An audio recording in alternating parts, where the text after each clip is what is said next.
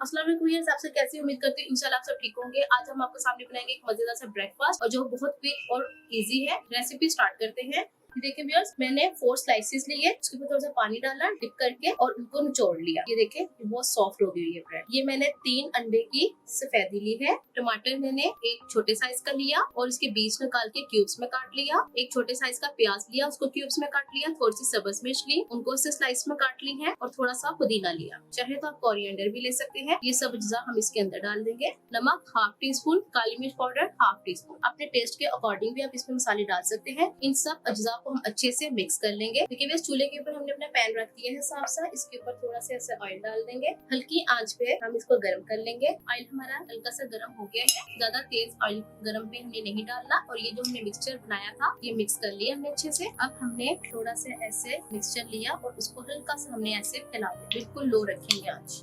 इसी तरह हम बाकी के जो रह गए हैं वो भी हम सारे डाल। इस तरह से मैंने मिक्सचर डाले हुए तकरीबन 2 मिनट हो गए हैं। 3 अंडों की जो जर्दी थी वो हम इसके ऊपर ऐसे हल्का हल्का डाल। अंडे की जर्दी डालने के बाद अब हम इसको लेट से कवर करेंगे और तकरीबन 5 मिनट के लिए बिल्कुल लो आंच पे एक साइड से पका लें। 5 मिनट हो गए हमें रखे हुए, तो अब हम इनकी साइड चेंज कर देते हैं। बिस्मिल्लाह। अब अपने बच्चों को ये जरूर बना के खिलाइएगा। एक तो ये है कि उनके लिए थोड़ा सा डिफरेंट हो जाएगा और बच्चे खुश भी हो जाते हैं। इसको भी हम दूसरी तरफ से 5 मिनट के लिए पका लेंगे कवर कर। देखिए व्यूअर्स 5 मिनट हमें हो गए हैं इसको पकाते हुए और ये देखिए माशाल्लाह कितना प्यारा इनको कलर आया है और ये दोनों साइड से माशाल्लाह बहुत अच्छे से पक गए। अब हम इनको अपनी प्लेट में निकाल लेते हैं फाइनल लुक के साथ सर्व।